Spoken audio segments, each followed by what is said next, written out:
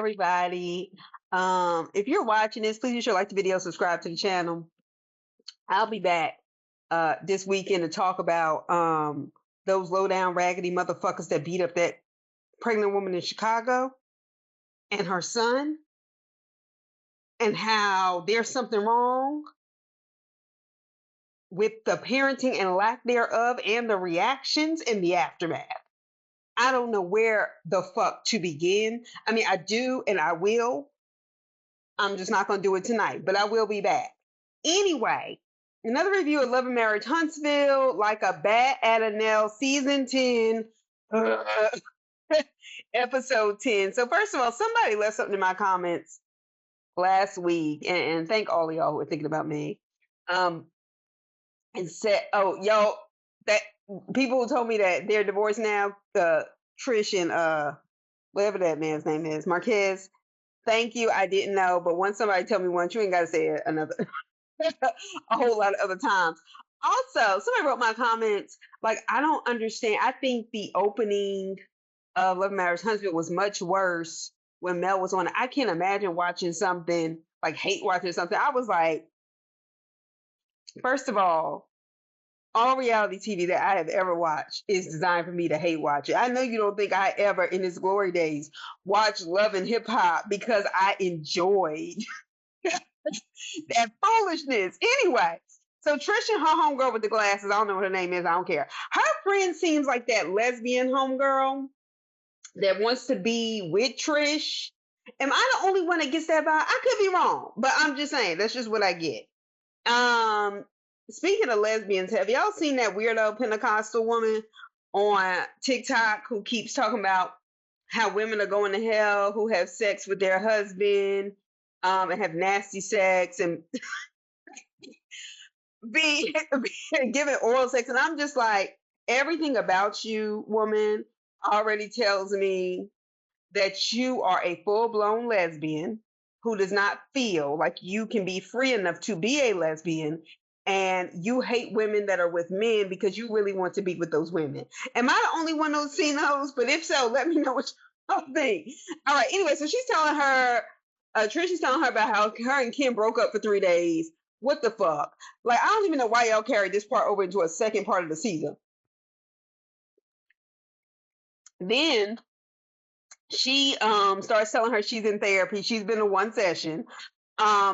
Those drinks on the table look good though. I was like, oh, okay. It's hard for Trish to get close to people, but she was on here running around with Martell and talking about this one and that one and lying to Stormy and everything else. So I mean, I'm sure to some degree, but also to another degree, I'm not here for it. I feel like this is a bit too much trauma of hers to watch on TV for things I do to like watch and relax, because we don't know Trish. And Trish has given us several different versions of her, and she has lied about things. And we're not connected enough, at least I can speak as somebody who watches this show. I'm not connected to Trish enough to give a fuck about really what's going on in her life, and the way they keep trying to push this. I'm just like, damn, pull a plug already. Like when we saw Mel in therapy, it was because the audience had grown interested in Mel, right? And even when you saw Martell, we wanted to figure out what the hell was wrong with him. But this is just like annoying. So anyway, Kimmy, who we gladly forgot about, she's at an Alabama Bath and Body Works, whatever the fuck it was called. That wasn't what it was called, but that's all it was. I thought she was walking into Mel's TikTok live for a second. Anyway, they're making soap balls. Okay. That white woman that was helping them make them soap balls, she was giving vibes like I didn't expect this to be a group of black people, because Kimmy's name is Kimmy Scott, like, you know. And I don't care how much y'all are paying me. Get these black people out of my store before the equity declines in my building. Like, that's the kind of vibe she was getting. I don't like people like that. But you know, y'all want to keep paying these kind of people to treat y'all like that. Anyway, so Kimmy said that she didn't invite Nell to soap. She tells us in the confessional because she was getting ready for her event and she doesn't want Nell using the softball event as an excuse not to get ready, but she told the group she couldn't come. Kimmy, get the fuck out of here. I hate when I don't like, well, since I ain't really going up for anybody, but my thing is, like, you sat there and lied on that woman, and you just didn't want her to come. Like, just fuck it. It's my event. I just didn't really feel like being bothered, even though I'm gonna go to her event, eat her food, and drink her alcohol tonight. Like, you could have easily just sent her a text and said, Nell, look, hey, I'm just hanging out with some of the girls doing softballs. Just wanted to let you know it's not because I don't want you here, but I figured you were busy. But you're welcome to come if you want. Like, give me a break. You are too grown. You know better than that. Anyway, Destiny said that she thought Nell wasn't invited because Tisha was there. And Tisha's like, huh? What? Tisha, you know why she would think that. Y'all was put in like 20 on 10 throughout this whole episode. Anyway, she's telling them about her conversation with Nell. She's telling them about Twan and the God brother. And Kimmy is just like, wow, I think this is so crazy. She didn't know that. Kimmy and Tisha are such pick-me's. Like, if they are going to do anything, it's going to remind people that they have a husband and they're going to judge a woman who's dating. See, I don't even like Destiny, but I was like, this is some bullshit. Anyway, the fact that they are still fighting and talking about bringing up the NDA thing, Tisha and Trish was like, well, it was kind of the way you did it. I was like, damn, I done forgot about all this stuff happening. And the fact that Tisha, you have sobered up, I think, that you can say I was wrong and I apologized for that, or I should have apologized to Nell for that. And quite frankly, you should have apologized to Chris Fletcher for it. But it's obviously not a big deal. Can't be that much of a big deal if you're attending an event thrown by someone you claim not to fuck with. Because when I don't mess with people, I don't mess with people. Hell, Mel was a part of this cast, but she didn't mess with y'all. So quit playing with me. No, y'all got to be in these scenes because y'all afraid we will forget about you, and we will. I certainly will after this season. So Nell and Fletcher are hosting a party called Fletchivities. Oh, God. That's worse than Michael Scott's Funtivities. Anyway, so they start showing up. Nell's lost some weight, I've noticed. Kimmy tells her about the girls' event as soon as she walks up and with the soap ball stuff. Nell, first of all, you didn't miss nothing. And Nell is feeling away for not being invited. Nell is sensitive. Nell is one of those emotionally stunted adults, though, who just never grew past that 25, 26-year-old hood rat. I got to be the girl center of attention. And anybody who slights me, I want to fight them. And she's that kind. So you already knew what was going to happen. You didn't want her to come. Kimmy, stand on that shit. And the bitch didn't have to tell her in front of everybody. You fake asshole. Why would you do that? Why couldn't you pull her to the side? Why couldn't you have sent her a text? Called her on the phone, left a voicemail. Like, to do that, and then Maurice is sitting there, like, all of that stuff makes it worse. Like, why try to embarrass somebody with this? She wouldn't invite you, wouldn't invite it. You didn't have to wait to get there to do it and then show up to her stuff, eating her food. I would have kicked her ass out. Anyway, Tisha, my husband couldn't be dapping up Martell, a man who tried to tell him who I slept with, this, that, and the other, and talking about, you know, I got my stomach sucked out, this, that, and the other, like low blows. You can't go and dap that man up and that man can ever, that's no man to me. A man is supposed to be a protector and a provider. Protector and a provider ain't cool with nobody that makes you feel unsafe, disrespects you, yells at you, calls you dumb as hell, and he makes you sit there and take it. This is why I don't get why you have all this smoke for other people. Y'all, oof, child. Anyway, Maurice is such a bitch. God, she's a bitch. He's asking about Nell and Destiny's issue and have y'all fix it. What's it to you? What is it to you? You had that fucking DUI. Sure, it was dismissed. It does not mean you're not guilty. You're still lying, saying you hit an animal and a pole. Like, gosh. Like, just come up off of it.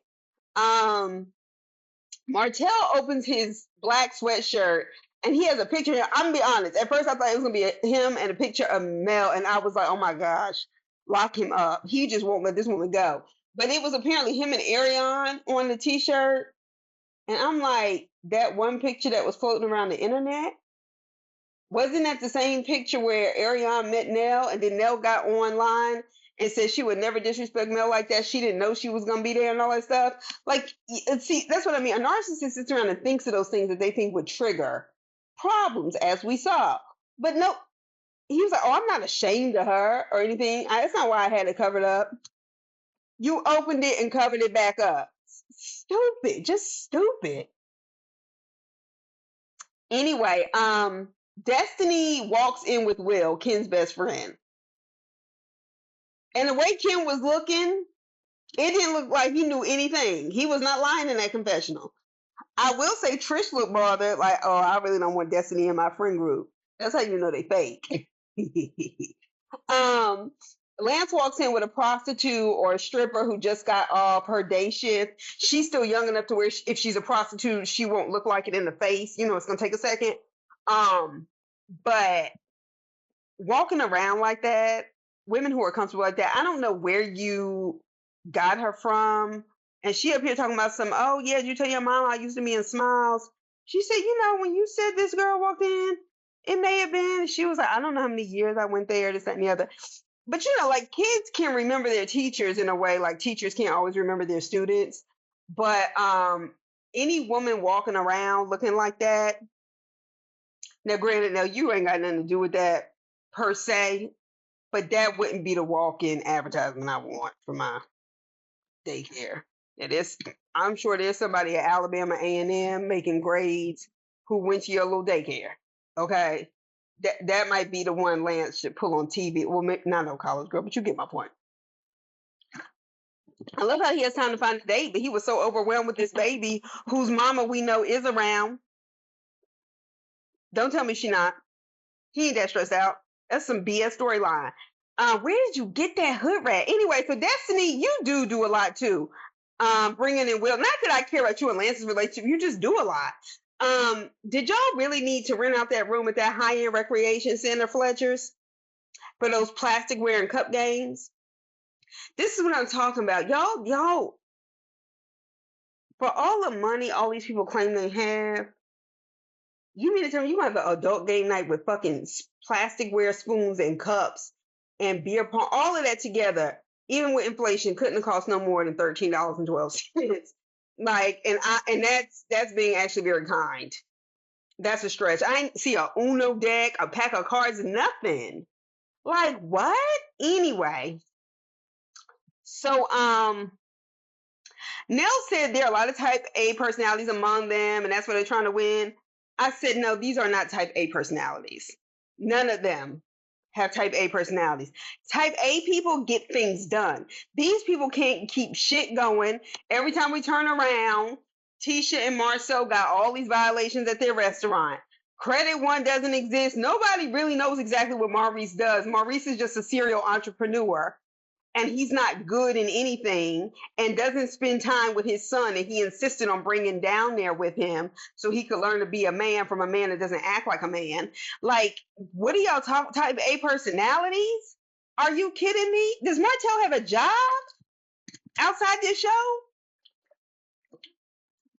Martell got an investment property and was moving here, there, and everywhere and was squatting in one of Chris Fletcher's homes. Like, what are you talking about?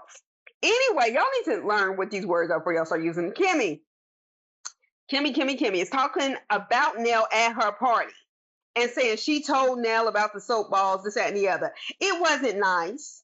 That wasn't a nice thing to do, Kimmy. It was rude and it was bitchy. And the whole, well, I told her. So, like, that kind of shit doesn't work well with me. I don't like that because I know how messed up people are to do that kind of stuff. So Kimmy starts saying, you know, y'all should talking about her and Tisha. Kimmy, your bitchiness and your shit starting is becoming more obvious and ridiculously obvious now that Mel is not there at all to be used as a scapegoat. You and Maurice are the same person. Y'all are. Y'all create chaos and know all the details of the chaos, just like with the Marceau and Martell, just like with this situation we just saw unfold between Tisha, Nell, and Kimmy. You and Maurice know y'all create the chaos, you go around talking, y'all know all the details of the chaos because y'all created it, and then try to appear as the peacemaker to make yourselves look good. And that's some lame ass narcissistic shit. Anyway, you offering to go with Nell to talk to Tisha like y'all aren't family and haven't had several conversations about this, that's some way. I don't need your help. Why are you bothering me with this? Oh, get away from me. Will asks, what kind of person is Destiny? He's talking to the guys. Martell says good and wholesome. He says that's not the answer I wanted. He said that she has one night to prove her worth. Fuck you. And that's lame shit for a grown man in his 30s to be talking about. This ain't no 21, 22-year-old boy, out at the club or sitting in a dorm, because that's what it's giving. Like, I'm trying to show off for my boys.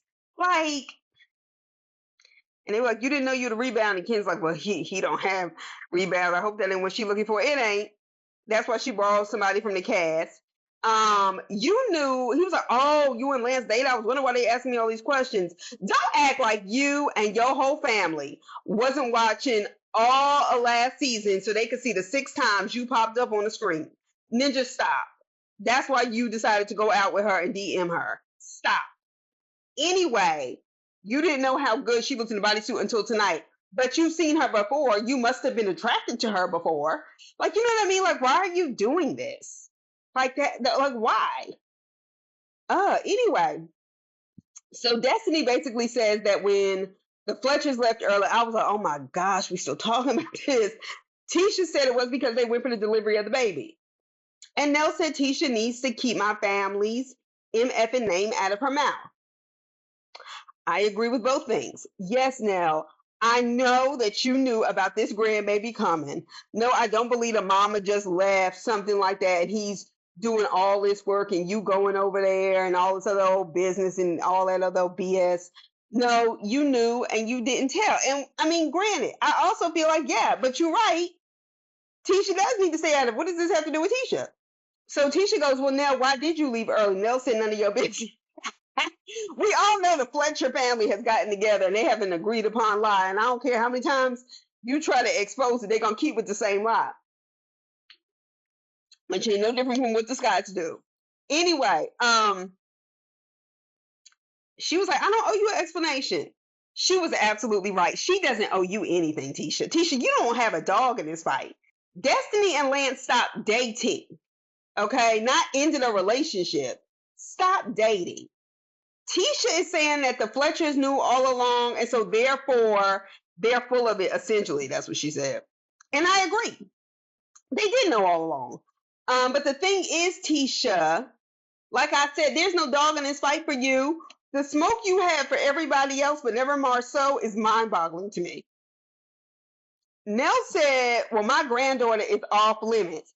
I get really tired of the way adults, especially on these reality shows, I shouldn't say especially on these reality shows, social media, just in regular life, when people check an adult about some shit that they've done that may be related to something that's close to a kid, and you start claiming, don't talk about my kids, don't talk about my grandkids. They're not talking about your kid. They're not talking about your grandkids. They're talking about you, and you know it. And then you try to do this little cheap way of getting out of it, because we all know you leave kids alone. You leave kids out of it. Only low down, dirty motherfuckers who seem to lack soul, like a human soul, integrity, do that kind of shit. I ain't saying that they don't exist, but I am saying, like, that's not what people are doing a lot of these times when people say that. Okay? Why is everybody tripping on Nell, though? Y'all know if there's anything I can't stand, like I said, even if I don't like somebody, I don't like Nell, I don't like none of these people. So, but I can't stand a pile up. And y'all piled up on her. And that's some fuck shit. Because she said, keep my MF name out your mouth. People say that all the time. Like, what do you mean? Why is everybody so worked up on this? Kimmy, you set this bullshit up, and then you keep bringing this phrase up. Like, why would you say that? That's tough. That's harsh. Yeah, but she said it to Destiny. Her and Tisha had a conversation. Tisha went storming out like a little brat out of that coffee spot and circled in the cul-de-sac and came back because production told her she had to come back and she was going to listen to production because they need the money. Anyway, y'all piled up on this woman. Y'all came to her party and disrespected the host. You don't like it, you don't like it, don't come. Just don't come. So, but something about the way, no, then Kimmy goes, you know, the whole, I'll dump your ass in the pool, you keep yelling at me. Now, see, Kimmy, as far as I'm concerned, that was too far. Because that is a threat. It is a threat. And the pool is right there. It is a threat. But something about the way Nell got up, said, Kimmy from Baltimore, I don't think you can whoop Huntsville Nell. I don't think you're ready for that kind of fight. I don't care how much younger you think you are than her. The way she stood up on you and the way she said that, I said, no, no. Kimmy, you don't want to pull that. This was a fight instigated by Kimmy. The whole thing, even the whole sit down. Kimmy, you threatened her and then turned it on Nell and said, why are you yelling at me? Why are you just threatened to throw her in the pool? Like, I can't stand when chicks do this kind of pile up stuff where they've already had the meeting and the gathering where they talked about you. So the next time they see you, they can pile up on you because they don't like you for whatever reason. Like, I don't like that. I've been the target of things like that in real life. That's why I don't mess with people. But I've seen it and I hate it whenever I see it. So Tisha, your face is getting big. I mean, you've always had a round face, but your nose is spreading. And I don't get it. And you in that ponytail in the confessional, your face is too round for that to hit. Because let me tell you something. A good extension and a ponytail can look good on somebody with the right face structure. It's not for you. It doesn't look good on you. Just, you know, so you know. Now, this was what Mel was talking about. And we saw them do this to Mel over and over again. And you're like, oh, she walks out as always. So she's supposed to sit there and just let y'all beat up on her? But you turned on Mel and then started saying things like, oh, my mother was at home dying and she came to check on you. I could tell even then, I was like, I just wouldn't have left my mother, even if it was true. And Mel is like, I never asked you to do, like, what are you doing? You didn't tell me that. And like, you got in on the pile up. But see, that's the problem with being one of those people that participate in the pile ups. Those kind of people always end up turning on each other anyway. That's why I don't fuck with it. You can't trust somebody that does stuff like that. Kimmy tells us, that her fuse is shorter than most people think. She had an abusive alcoholic father and her parents got divorced. And she said she always needed to be her mom's protector. And so anybody that raised their voice, she always saw it. And I can totally understand why that's a trigger. I can totally understand that. And I completely empathize with her having an abusive alcoholic father. And I could tell I didn't know what Kimmy had been through, but I could tell the level of restraint she showed with like people like Kiowa. I was like, Kimmy done been through some stuff because she knows what she can do and she's trying to keep herself together.